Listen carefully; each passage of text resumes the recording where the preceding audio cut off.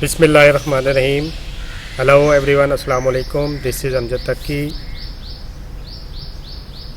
In our last lecture, we have studied about the introduction to personnel administration, French model for personnel administration, and historical background of personnel administration. Today we are going to discuss about the major aspects of personnel administration, including recruitment, training, promotion, remuneration or salaries, and finally the retirement benefits. Let me start from recruitment. Recruitment to public service is of central concern to administrative organizations. A firm recruitment policy is something essential to an efficient administration. It means in any organization, the recruitment of public servants is very important to make the administration of that organization proficient and effective. According to Stahill, recruitment is the cornerstone of the whole public personal structure. किसी भी public personal structure का जो milestone foundation जो है वो उसकी recruitment है। In ancient times there existed a very good system of recruitment in China for public service personal based on competitive examination. China, यहाँ पे मैं इंक्लूड करता जाता हूँ कि चाइना जो है वो फर्स्ट कंट्री है जिसने कम्पिटिटिव एग्जामिनेशन सिस्टम इंट्रोड्यूस कराया। In modern times Prussia was the first country to introduce merit based recruitment. कि मॉडर्न वर्ल्ड में प्रूशिया फर्स्ट कंट्री था जिसने मेरिट बेस्ड सिस्टम इंट्रोड्यूस कराया। Competitive merit system was later introduced in France in 1853, the UK in 1859 and the USA in 1860. A combination of merit and political party affiliation was the criteria for recruiting people for civil services in the USSR. USSR में merit और political party affiliation दोनों को मद्देनज़र रखते हुए लोगों को civil services के लिए इंडक्ट किया जाता रहा। कि फ्रांस, यूके और यूएसए में 1853, 1859 एंड 1860s में वहाँ पर मेरिट सिस्टम इंट्रोड्यूस करा दिया गया। बट इन यूएसएसआर या सोवियत यूनियन वहाँ पर यही जो पॉलिटिकल पार्टीज की एफिलिएशन और मेरिट यानी कि दोनों मेरिट भी देखा जाता था और पॉलिटिकल पार्टीज़ की एफिलिएशन दोनों चीज़ों को मद्देनज़र रखते हुए वहाँ पर इंडक्शन वगैरह की जाती रही। Next, recruiting methods.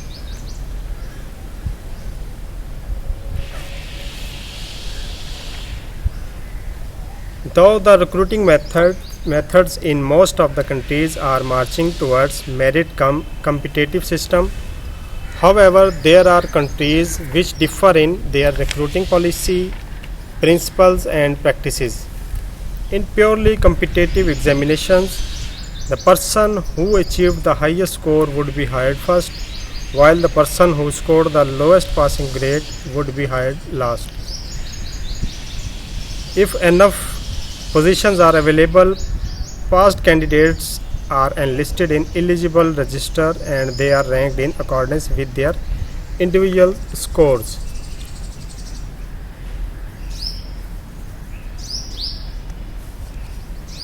Recruiting methods क्या है कि इसमें मोस्टली जो कंट्रीज़ हैं उनका रिक्रूटमेंट या इंडक्शन जो है वो मेरिट बेस्ड की तरफ आ गई। मैक्सिमम जो कंट्रीज़ हैं उनका रिक्रूटिंग मेथड है वो मेरिट बेस्ड है। मेरिट बेस्ड क्या होता है कि जिसमें कोई भी ऑर्गेनाइजेशन या डिपार्टमेंट है जहाँ पर रिक्रूटमेंट हो रही है, लेट्स सपोज वहाँ पर 200 सीट्स हैं, कैंडिडेट्स जो हैं वहाँ पर 1000 2000 हैं, तो उनको जो शॉर्ट लिस्ट किया जाएगा, शॉर्ट लिस्ट करने के बाद इसमें हम एग्जांपल लेते हैं रिसेंटली जो CSS 2019 का रिज़ल्ट आया है, उसमें टोटल जो कैंडिडेट्स थे वो 23,403 थे। 14,521 कैंडिडेट्स अपेयर हुए, जिसमें से 372 कैंडिडेट्स रिटन में पास हुए। नेक्स्ट जो है 214 कैंडिडेट्स आफ्टर इंटरव्यू के वो रिकमेंड किए गए, उनको उनकी एलोकेशन हुई। तो ये जो है ये प्रॉपर जो प्रोसीजर है कि टोटल कैंडिडेट्स कितने थे, फिर वो किस तरह शार्ट लिस्ट हुए या कितने कैंडिडेट्स अपेयर हुए, कितने रिटर्न जिन्होंने क्वालिफाई किया वो कितने थे, और उसके बाद कितने कैंडिडेट्स की जो है वो एलोकेशन हुई। तो ये मेरिट सिस्टम है कि जो हायर सपोज़ अगर इसी एग्ज़ाम में देखें, CSS एग्ज़ाम में एक कैंडिडेट है, उसके इंटरव्यू प्लस रिटर्न में अगर 900 मार्क्स हैं तो वो टॉपर होगा 850 या 875 वाला, उससे लोअर रैंक पे, और नेक्स्ट इसी तरह वो चलता है। और इनकी जो एलोकेशन भी है वो इसी बेस पे मेरिट वाइज बेस पर इनको डिपार्टमेंट्स एलोकेट होते हैं। जिस तरह फर्स्ट में जो फर्स्ट टॉप, ये नंबर ऑफ़ सीट्स पे डिपेंड करता है। सपोज़ हर डिपार्टमेंट से 20 सीट्स हैं, तो टॉप 20 जो हैं वो पाकिस्तान एडमिनिस्ट्रेटिव सर्विसेज में एलोकेट हो जाते हैं। नेक्स्ट जो है वो फॉरेन सर्विसेज ऑफ पाकिस्तान में, next police services of Pakistan में, एंड सो ऑन, इसी तरह ये चलता है।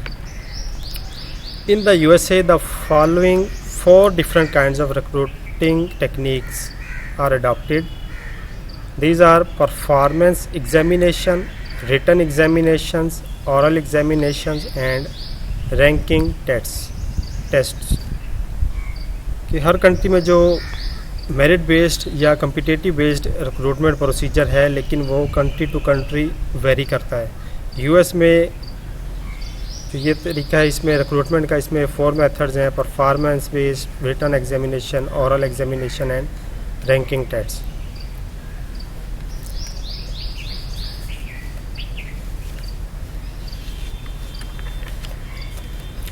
US में अगर हम इसमें बात करें रिक्रूटमेंट प्रोसीजर की, कि वहाँ पर 2 ऐसे इंस्टीट्यूट्स या इदारे हैं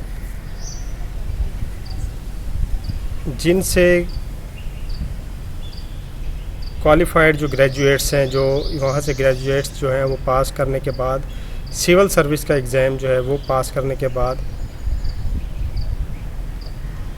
सर्विस ज्वाइन करते हैं। इसके अलावा US में और कोई मिनिमम क्वालिफ़िकेशन उनकी रिक्वायर्ड नहीं होती, जबकि UK, पाकिस्तान, इंडिया, वहाँ पर जो किसी भी पोस्ट के लिए मिनिमम क्वालिफ़िकेशन रिक्वायर्ड होती है।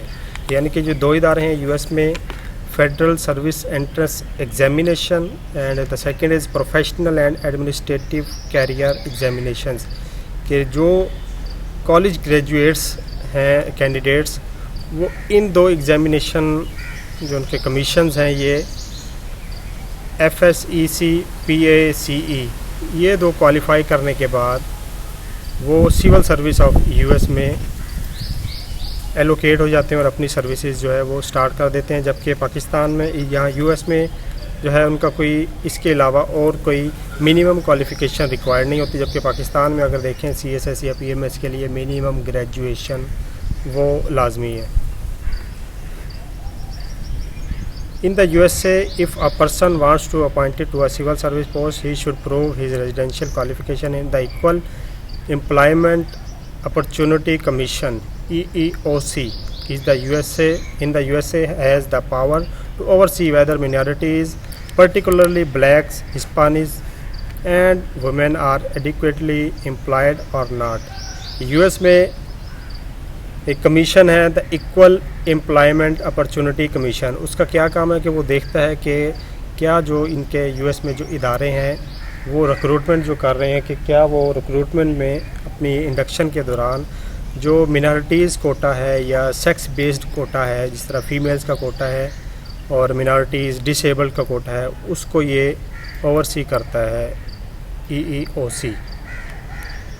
पाकिस्तान में जो है इसमें कोटा सिस्टम अगर देखें 15% कोटा है वुमेन के लिए, जॉब कोटा है वुमेन के लिए, 5% जॉब कोटा है मिनॉरिटीज़ के लिए and 3% job Kota for disable persons के लिए। अगर इंडिया में देखें तो इंडिया में जो फीमेल्स के लिए जॉब कोटा है, जॉब सर्विस कोटा है, वो 30% है। Reservation of civil service post for certain minority classes is not much in vague either in Britain और फ्रांस। यहाँ पर ब्रिटेन और फ्रांस में इस तरह का जो रिजर्वेशन ऑफ सीट्स हैं वो कम देखी जाती हैं, लेकिन पाकिस्तान में इस तरह वुमेन 15%, मिनॉरिटीज़ 5% एंड डिसेबल 3% है। इस तरह फ्रांस या ब्रिटेन में ऐसा नहीं है। पाकिस्तान की बात करें, यहाँ पर general recruitment to Pakistan central service is made on the basis of common entrance examination conducted by FPSC, Federal Public Service Commission. It consists of 3 sequential examinations. They are preliminary examination, objective type question for screening purpose, main examinations, and finally interview or personality test. The 3 levels of recruiting methods somewhat unique in Pakistan is a time consuming process not found in the US, UK and France. It is practiced in Pakistan in order to filter the non-serious and average candidates. Unlike the practice as we had seen in the USA, UK, India, the French recruiting method of civil servants are somewhat very different. Pakistan में 3 जो है जो sequential examinations हैं FPSC जो general recruitment में करती है। सबसे पहले इसमें प्रिलिमिनरी एग्जामिनेशन है या स्क्रीनिंग है, नेक्स्ट इसका मेन रिटन एग्जामिनेशन और थर्ड जो है इंटरव्यू है। CSS की एग्जांपल मैंने आपको दी कि CSS में जो टोटल कैंडिडेट्स थे वो 23,403 थे, उसमें से अपेयर कितने हुए रिटन में 14,521, पास कितने हुए 372 और जो रिकमेंड हुए वो 214 रिकमेंड हुए। तो जो ये स्क्रीनिंग है, स्क्रीनिंग में अगर सपोज़ टोटल कैंडिडेट्स 23,403 थे CSS 2019 के लिए, तो उसमें से अपेयर जो हुए 14,521, यानी कि 62% जो है वो अपेयर हुए, 38% जो है वो नॉन सीरियस कैंडिडेट्स थे। अगर यहाँ पर इसमें CSS में भी यही प्रिलिमिनरी या स्क्रीनिंग टेस्ट वगैरह लिया जाता तो वहाँ से भी ये जो 23,000 की जो फिगर है ये 14,000 तक महदूद रह जाती, क्योंकि अगर जो 23,000 कैंडिडेट्स थे उसमें से सिर्फ 14,521 ऐसे कैंडिडेट्स थे जो सीरियस थे। तो पाकिस्तान में ये प्रोसीजर जो है वो इसमें रिक्रूटमेंट के हवाला से जनरल रिक्रूटमेंट जो है उसमें ये प्रोसीजर फॉलो किया जाता है। अगर सिविल सर्विसेज रिफॉर्म्स की बात करें पाकिस्तान में, तो फर्स्ट टाइम 1972 में during the government of Zulfikar Ali Bhutto 1972 में पहली बार ऐसा हुआ कि गवर्नमेंट सर्विस जो है गवर्नमेंट सिविल सर्विस की रिफॉर्म्स की बात की गई। इसके लिए कमेटी बनाई गई 1972 में, जिसने 1973 में socio economical and political development of country को स्टडी करते हुए कुछ रिकमेंडेशंस दी और एडमिनिस्ट्रेटिव रिफॉर्म्स 1973 जो हैं वो लाई गई। वो रिफॉर्म्स क्या थी और किस तरह, क्या वजह के मतलब 1947 से 1972 तक कोई रिफॉर्म्स नहीं की गई। इसकी एक मेजर प्रॉब्लम, मेजर जो है रीज़न वो ये बताई गई है कि भुट्टो की जो जुल्फ़िकार अली भुट्टो की जो गवर्नमेंट थी वो पहली गवर्नमेंट थी पाकिस्तान के क्रिएशन के बाद कि जो फ्री इलेक्शन के बाद इसकी फॉर्मेशन हुई।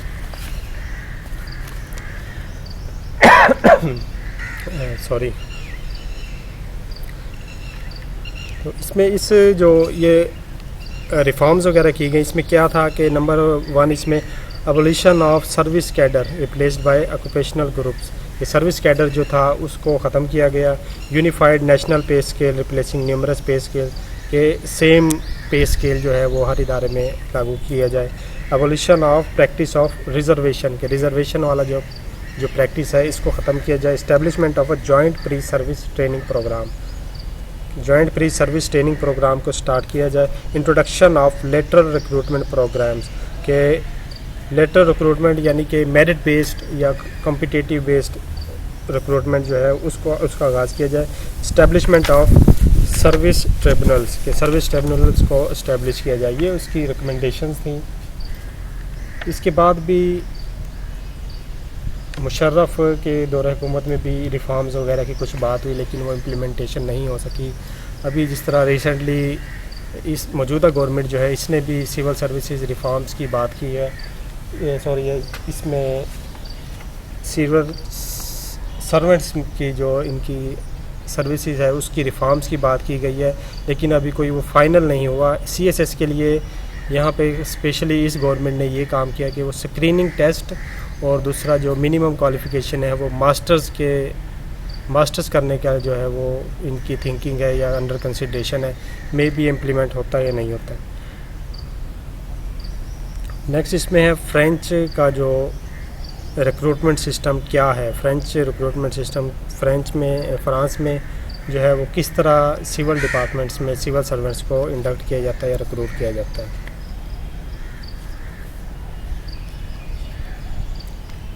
The French civil service is organized on the basis of corps categories of staff which form the groups into which recruitment occurs। Already हम रीड कर चुके हैं कि फ्रेंच सिविल सर्विसेज क्या है। It is based on corps. Corps क्या है कि ग्रुप है किसी भी, इसमें ग्रुप में हमें लाजमी नहीं है कि कॉर्प जो है वो एक मॉब है या कॉप है किसी आर्मी या फोर्सेस का ग्रुप है, नहीं, ये किसी भी सिविल सर्विसेज में भी कोई एक ग्रुप हो सकता है। France the national school of administration NSA, the Ecole Normale Superieure, the Ecole Polytechnique school of mining public works and Ecole Centrale des Art et manufacturers give the country the greater part of its upper technical staff and also many of its managers. कि ये जो सारे इदारे institutions की बात की गई है फ्रांस में, इन इंस्टीट्यूशंस में जो कंट्री को अपर टेक्निकल स्टाफ और टॉप मैनेजर्स जो है वो प्रोवाइड करते हैं। इन इंस्टीट्यूशन से ये टॉप मैनेजर्स और अपर टेक्निकल स्टाफ जो है वो यहाँ से निकलता है। ये तमाम इंस्टीट्यूशंस जो हैं वो नेपोलियन बोनापार्ट इसके रिजाइम में, इसके दौरे हुकूमत में ये तमाम इस्टेब्लिश हुए, सिवाय इकोल नेशनल ऑफ एडमिनिस्ट्रेशन के, ENA इकोल नेशनल ऑफ एडमिनिस्ट्रेशन के। ये जो इकोल नेशनल ऑफ एडमिनिस्ट्रेशन है ये इदारा जो है ये आफ्टर वर्ल्ड वार 2 पहले जो जितने इदारे थे ये सब नेपोलियन बोनापार्ट इसके दौरे हुकूमत में बनाए गए थे। जो इकोल नेशनल स्कूल ऑफ एडमिनिस्ट्रेशन है, इकोल नेशनल ऑफ एडमिनिस्ट्रेशन, ये नेपोलियन टेन्योर के बाद आफ्टर वर्ल्ड वार 2 ये जो इदारा है वो इस्टेब्लिश किया गया। यहाँ से जो हैं वो ग्रेजुएट जो क्वालिफाइड होते हैं वो गवर्नमेंट और डिप्लोमेटिक सर्विसेज में अपनी पोजीशन जो है वो हाई पोजीशंस ऑब्टेन करते हैं। इधर से क्वालिफाइड होने के बाद वो गवर्नमेंट या डिप्लोमेटिक सर्विसेज में हाई पोजीशंस हैं वो ऑब्टेन करते हैं और इलेक्टेड ऑफिशियल जो हैं वहाँ के पॉलिटिकल ऑफिशियल उनके साथ मिलकर पॉलिसीज़ वगैरह बनाते हैं।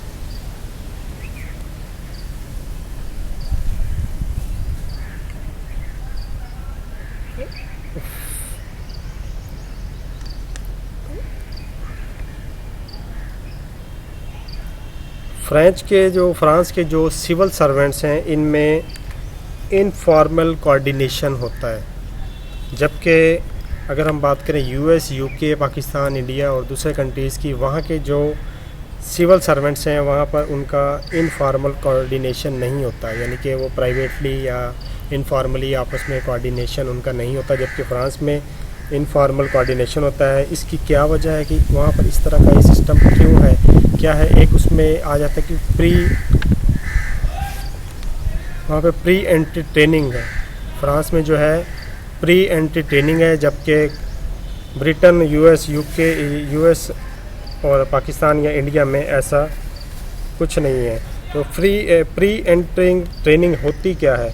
Basic skill training for immediate entering into the working environment, के किसी भी इदारे को ज्वाइन करने से पहले के कि उस इदारे को ज्वाइन करने से पहले जो ट्रेनिंग की जाती है, बेसिक जो स्किल ट्रेनिंग है कि इस इदारे को ज्वाइन करने किस तरह ज्वाइन किया जाए। जिस तरह आर्मी है, आर्मी की अगर हम बात करें, जो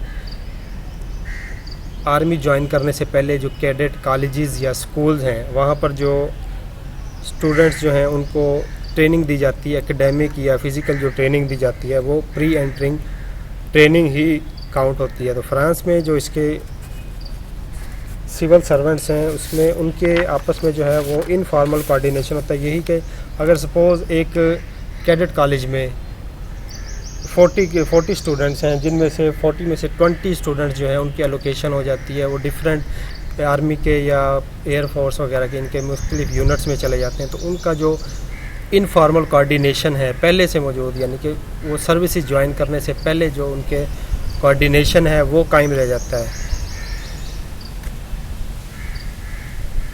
among all the schools which were starting during the, ये वही हम ऑलरेडी इसमें पढ़ चुके हैं कि तमाम स्कूल जो हैं वो नेपोलियन बोनापार्ट के पीरियड में ये इस्टेब्लिश हुए।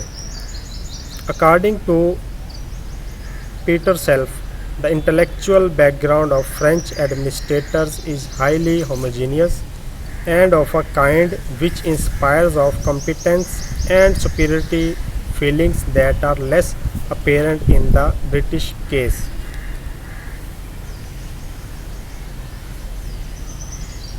कि पीटर सेल्फ क्या कहता है कि फ्रेंच एडमिनिस्ट्रेटर्स या सिविल सर्वेंट्स जो हैं उनका जो इंटेलेक्चुअल बैकग्राउंड है वो तकरीबन सेम होता है, जबकि ब्रिटेन में ऐसा नहीं है। ब्रिटेन और फ्रांस का जो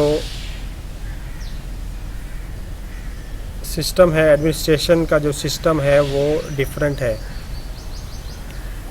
Another important feature to Britain, India and the USA is that in France it is common for civil servants to incorporate periods of elective office or even to hold local office still acting as an administrator. As compared to US, Britain, India, Pakistan, France का जो है civil servant system, इनका जो system है वो different है। कि यहाँ पर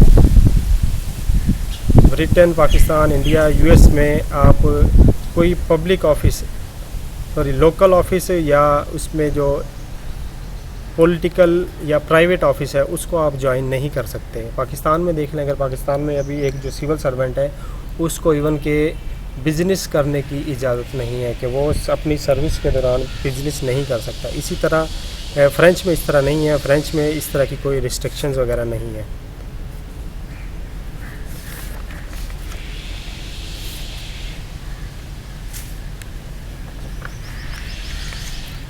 नेक्स्ट सोवियत यूनियन, कि फ़्रांस का हमने स्टडी कर लिया। अभी सोवियत यूनियन में देखते हैं कि सोवियत यूनियन में क्या है।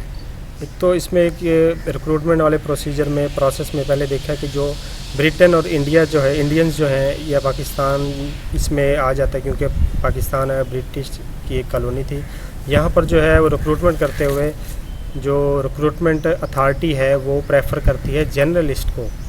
यूएसए में द कॉम्पिटेंट अथॉरिटी या जो रिक्रूटिंग अथॉरिटी है वो प्रेफर करती है स्पेशलिस्ट को, जबकि फ्रांस में जो उसकी अपॉइंटिंग अथॉरिटी है, अथॉरिटेटिव जो उसके वहाँ पे पर्सनैलिटी है, जो भी उनको अपॉइंट करते हैं वो किसको प्रेफर करते हैं, फ्रांस में टेक्नोक्रेट्स को प्रेफर किया जाता है। टेक्नोक्रेट्स क्या है? टेक्नोक्रेट्स का ऑलरेडी हम रीड कर चुके हैं कि टेक्नोक्रेट्स है a person appointed on the basis of his expertise. ये कोई भी शख्स जो किसी अपने उसमें एक ख़ास किसी डिपार्टमेंट में या किसी कोई ख़ास उसको किसी चीज़ पर फोकियत है, उसका उसे इल्म है, उस बेस पे उसकी स्किल की वजह से जो इंडक्शन होती है उसको टेक्नोक्रेसी या उन जो पर्सन्स हैं उनको टेक्नोक्रेट्स बोलते हैं। Next Soviet Union. ये सोवियत यूनियन में रिक्रूटमेंट का क्या प्रोसीजर है? There should be the same conditions for recruitment of higher और lower rank states employees in Soviet Union, but there was no uniform system of recruitment to state service. There was a distinction in recruitment method in Soviet Union. कि किसी भी country का जो है वो recruitment का procedure है, अगर मेरिट बेस्ड है तो इसका एक ही प्रोसीजर होना चाहिए कि हायर रैंक है जो एम्प्लॉइज़ हैं, स्टाफ है या लोअर रैंक स्टाफ है, उसको मेरिट पे ही अपॉइंट किया जाए। लेकिन देखा जाए अगर सोवियत यूनियन में, वहाँ पर ऐसा नहीं है, इधर एक डिस्टिंक्शन है। जनरली सोवियत यूनियन में जो हेड ऑफ सर्विस है डिपार्टमेंट का, कि किसी भी डिपार्टमेंट में सपोज मिनिस्ट्री ऑफ डिफेंस में अगर कुछ रिक्रूटमेंट्स हैं, स्टाफ रिक्वायर्ड है, तो जो उसका जो हेड है, उस डिपार्टमेंट का जो हेड है, वो अपने जो सीनियर स्टाफ की इंडक्शन भी खुद करता था। कि वहाँ पे ये सिस्टम था कि वो उस डिपार्टमेंट का हेड जो पॉलिटिकली हेड है या उसका एडमिनिस्ट्रेटिव हेड है, वो इंडक्शन जो है वो अपने स्टाफ की खुद करता था। यानी कि इसमें मेरिट वाली बात जो है वो 50-50 हो जाती है, मे बी कि वो मेरिट पे करता है या उसकी कोई पॉलिटिकल एफिलिएशन है कि या पॉलिटिकल इन्फ्लुएंस है। क्योंकि सोवियत यूनियन में यही था कि जो इंडक्शन और रिक्रूटमेंट होती थी वो उस डिपार्टमेंट के पॉलिटिकल या एडमिनिस्ट्रेटिव हेड, जिस डिपार्टमेंट में वैकेंसीज़ जो हैं वो लाइज करती थी, उसी के पॉलिटिकल या एडमिनिस्ट्रेटिव हेड वो स्टाफ जो है जितना भी रिक्वायर्ड होता था वो खुद उसकी इंडक्शन करते थे। तो यहाँ पर मेरिट जो है उसको इग्नोर किया जा सकता है।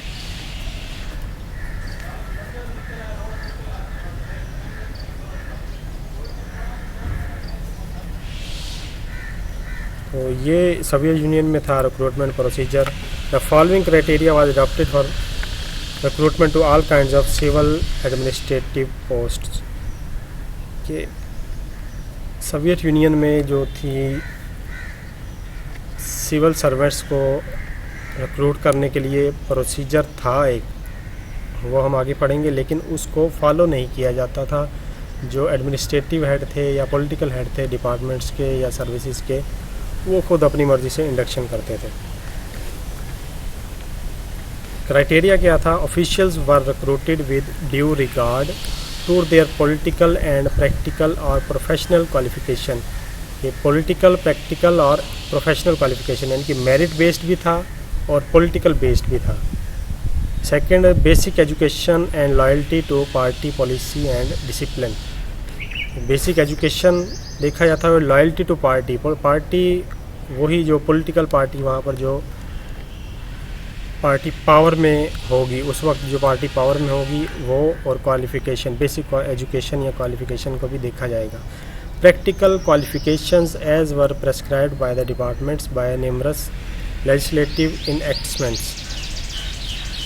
ये प्रैक्टिकल क्वालिफ़िकेशंस या उनके एक्सपीरियंस को भी मद्देनज़र रखा जाएगा। The conditions and methods of recruitment to various administrative levels were not only made by legislative enactments but also directive of the Council of Ministers and by the members of the State Committee।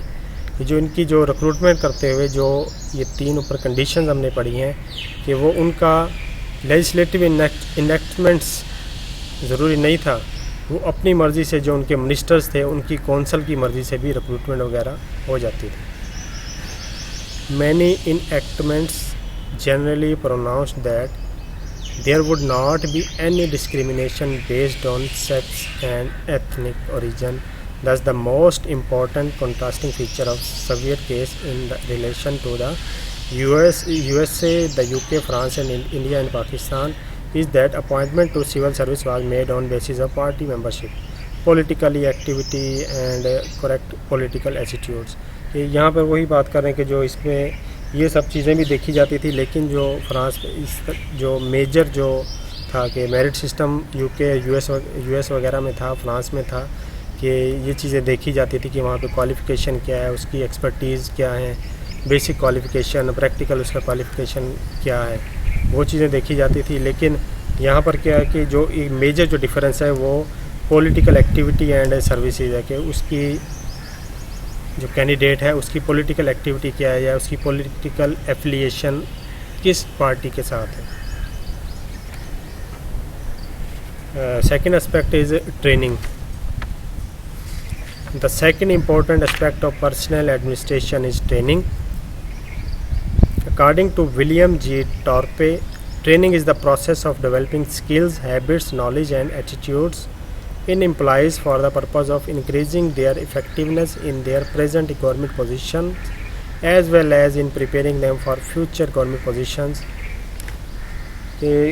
Training क्या है? Training वो process है जिसके ज़रिए से जो civil servant है उसकी जो स्किल्स, नॉलेज है, एटीट्यूड्स, उसका जो एटीट्यूड है उसको इंक्रीज़ करना ताकि मैक्सिमम जो है वो एफिशिएंसी हासिल की जा सके, यानी कि मैक्सिमम आउटपुट हासिल किया जा सके.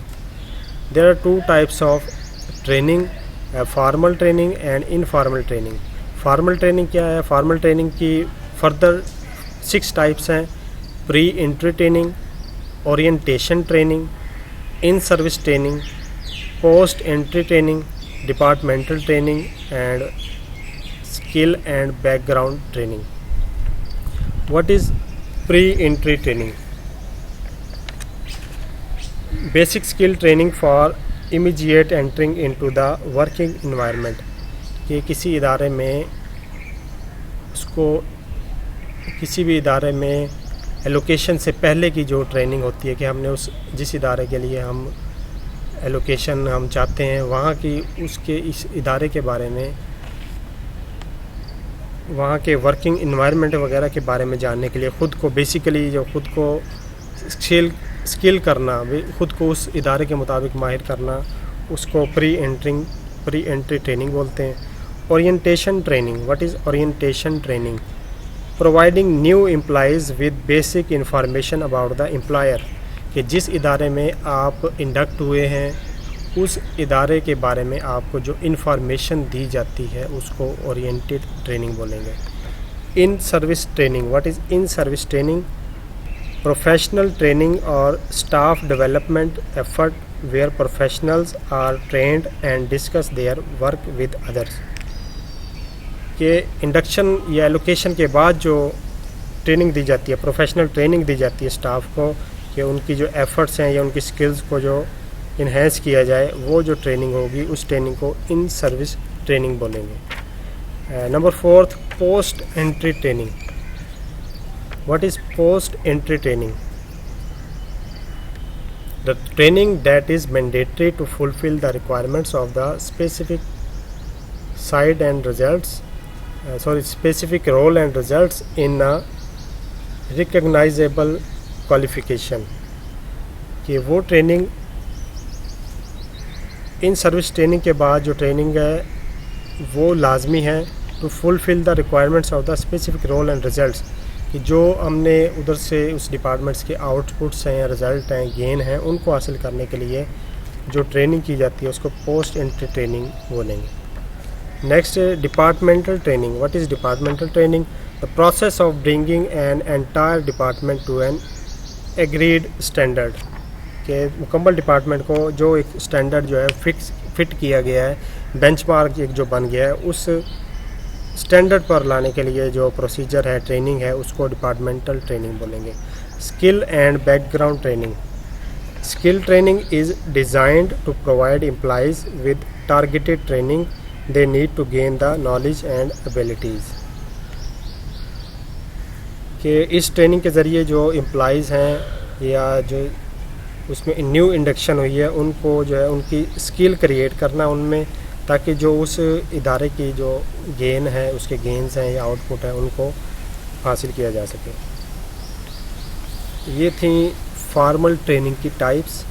नेक्स्ट जो है वो हम इसमें देखेंगे इनफॉर्मल ट्रेनिंग की जो क्लासिफिकेशन है, टाइप्स है, वो 4 हैं.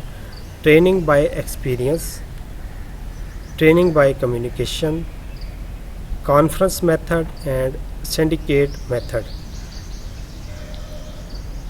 ये इनफॉर्मल ट्रेनिंग की टाइप्स हैं.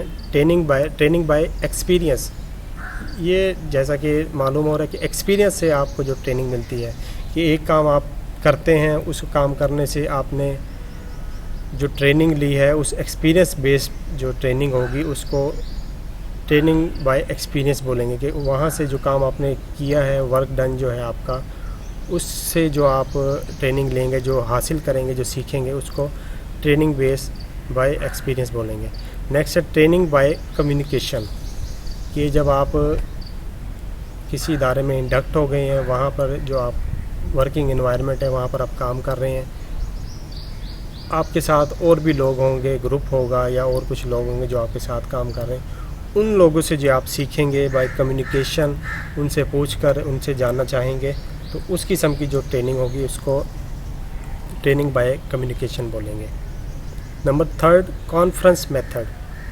Conference method and training by communication ये किसी हद तक सेम है, कि आप कॉन्फ्रेंस करते हैं एक से दूसरे शख्स से, दूसरे तीसरे से, तीसरे से चौथे से, कि कॉन्फ्रेंस के ज़रिए से एक दूसरे से डिस्कशन के ज़रिए जो आपको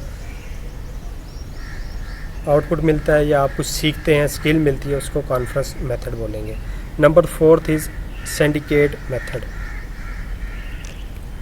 ये थोड़ा सा डिफरेंट है। ये इसमें a syndicate is primarily a study group, the members of which represent the principal subgroups participating in the program. The syndicate has a chairperson and a secretary. The position of chairperson and secretary rotates among the members.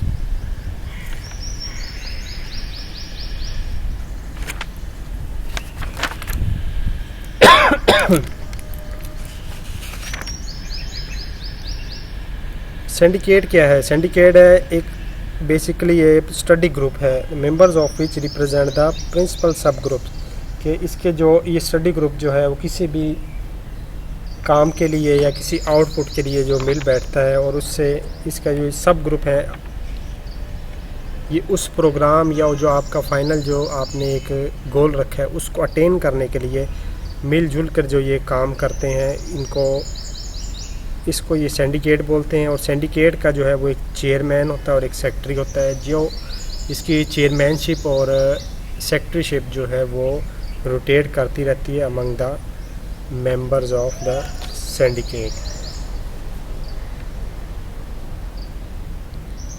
ये training के types हैं। Next इसमें training की बात की गई है कि जो सिविल सर्वेंट्स हैं ब्रिटेन में, फ्रांस में, यूके में, यूएस में, पाकिस्तान में, इंडिया में, उनकी किस तरह से मतलब उनको ट्रेन किया जाता है आफ्टर इंडक्शन, किस तरह उनकी ट्रेनिंग होती है, क्या उनका प्रोसीजर है, क्या ड्यूरेशन है, ये सब आगे इसमें मेंशन है।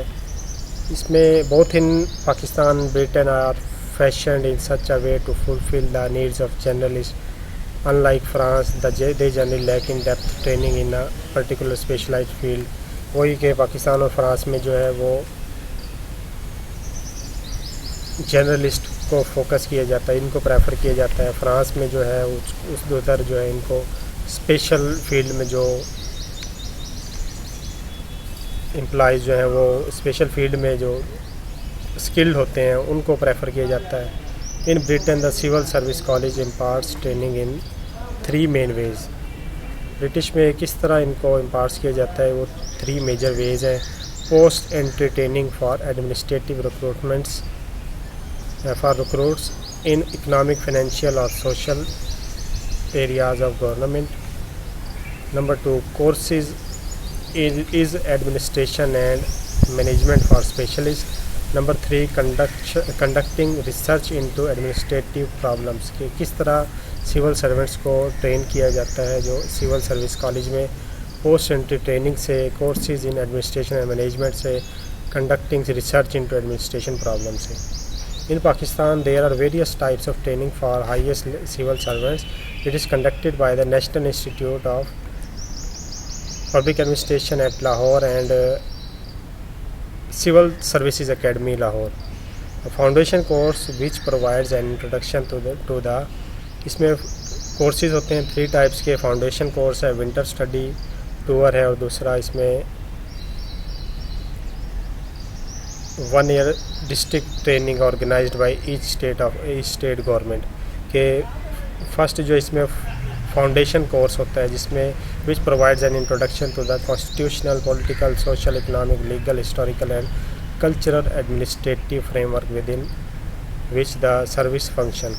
के फंडामेंटल कोर्सेज में ये सब कुछ पढ़ाया जाता है। नेक्स्ट इसमें विंटर स्टडी टूर आ जाता है, जिसमें मतलब इनकी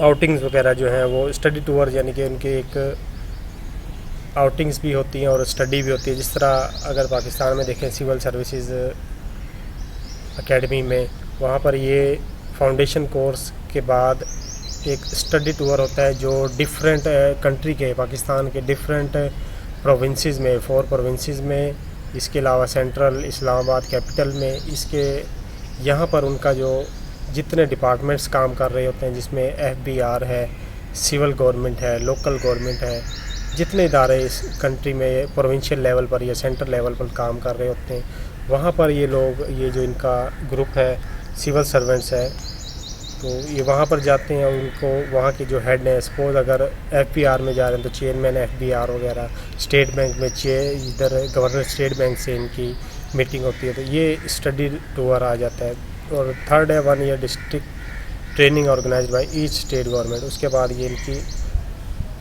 प्रोफेशनल ट्रेनिंग जो है, या प्रोफेशनल इनको 1 ईयर के लिए ट्रेनिंग के लिए इधर भेज दिया जाता है मुख्तलिफ इदारों में। CSP trainee on the whole spent 6 to 9 months in the Civil Service Academy, but the total period of formal training for British civil servants covers only 22 weeks.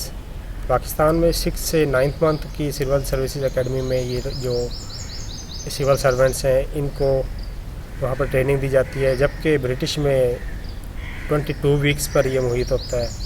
In contrast to Pakistan and British, the higher civil servants in France who have job relevant degrees undergo a 30-month course at École Nationale Administration. France में, पाकिस्तान में 6 to 9 month, British में only 22 weeks, जबकि France में 30 months का जो ये इनका period है, जिसको ट्रेनिंग बोल रहे हैं, ये करवाई जाती है।